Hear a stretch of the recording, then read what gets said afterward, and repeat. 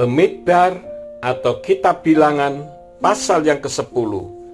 Dan berfirmanlah Yahweh kepada Mose dengan mengatakan, buatlah 2 nafiri perak bagimu, haruslah engkau membuatnya sebagai karya tempaan, dan haruslah mereka ada padamu untuk pertemuan jemaat dan untuk pembongkaran perkemahan.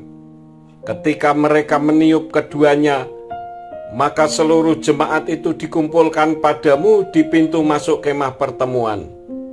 Tetapi jika mereka meniup yang satu saja, maka haruslah para pemimpin, yaitu para kepala pasukan 1000 Israel, berkumpul di hadapanmu.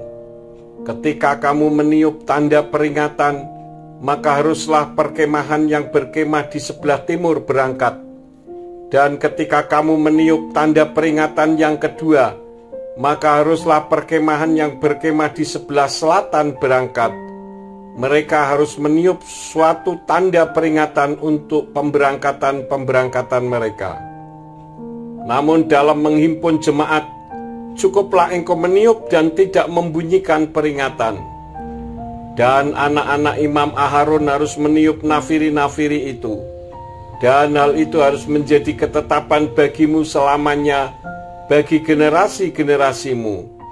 Dan ketika engkau maju berperang di tanahmu melawan musuh yang menekanmu, kemudian haruslah engkau meniup tanda peringatan dengan nafiri-nafiri itu, dan engkau akan diingat di hadapan Yahweh Elohimmu, dan engkau akan diselamatkan dari musuh-musuhmu. Juga pada hari sukacitamu dan perayaan-perayaanmu yang telah ditentukan, dan pada permulaan bulan-bulan barumu, haruslah engkau meniup nafiri-nafiri itu atas persembahan bakaranmu dan atas korban persembahan pendamaianmu.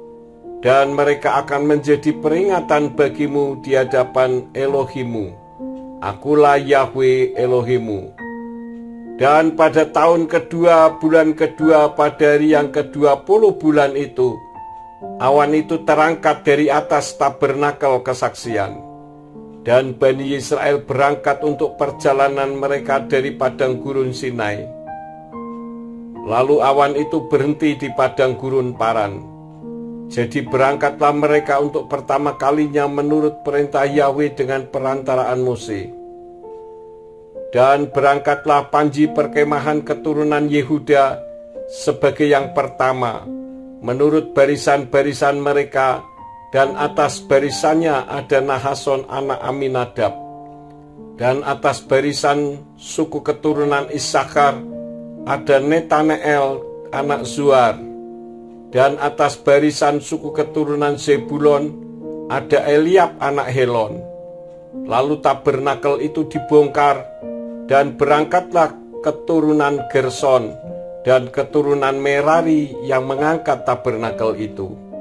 Kemudian berangkatlah panji perkemahan Ruben menurut barisan-barisan mereka, dan atas barisannya ada Elisur anak Sedeur. Dan atas barisan suku keturunan Simeon ada Selumiel anak Zurisadai. Dan atas barisan suku keturunan Gad ada Eliasaf anak Rehuel. Dan berangkatlah orang-orang Kehat mengangkat tempat kudus, dan yang lain harus sudah memasang tabernakel sebelum mereka datang. Kemudian berangkatlah panji perkemahan Efraim menurut barisan-barisan mereka, dan atas barisannya ada Elizama anak Amihud. Dan atas barisan suku keturunan Manase ada Gamaliel anak Pedazur. Dan atas barisan suku keturunan Benyamin ada Abidan anak Gideoni. Dan berangkatlah panji perkemahan keturunan Dan yang menjadi penutup seluruh perkemahan-perkemahan itu, menurut barisan-barisan mereka, dan atas barisannya ada Ahiezer anak Amisadai. Dan atas barisan suku keturunan Asyer ada Pagiel anak Okran. Dan atas barisan suku keturunan Naftali ada Ahira anak Enan. Inilah keberangkatan Bani Israel menurut barisan-barisan mereka, Lalu mereka berangkat.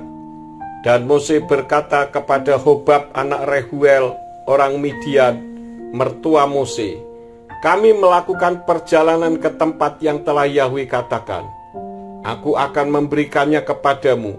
Berangkatlah bersama kami dan kami akan berbuat baik kepadamu, karena Yahwe telah mengatakan yang baik tentang Israel." Dan dia berkata kepada Mose, "Aku tidak akan pergi. Sebaliknya aku akan pergi ke tanahku dan kepada sanak saudaraku." Dan Mose berkata, "Janganlah engkau meninggalkan kami, karena engkau mengetahui bagaimana kami berkemah di padang gurun, dan engkau dapat menjadi mata bagi kami. Dan terjadilah, jika engkau pergi dengan kami, maka akan terjadi bahwa apapun kebaikan yang Yahwe lakukan kepada kami, kami pun akan melakukannya kepadamu." Lalu mereka berangkat dari gunung Yahwe 3 hari perjalanan dengan tabut perjanjian Yahwe berjalan di depan mereka selama 3 hari perjalanan untuk mencari tempat perhentian bagi mereka. Dan awan Yahwe ada di atas mereka pada siang hari ketika mereka berangkat dari perkemahan.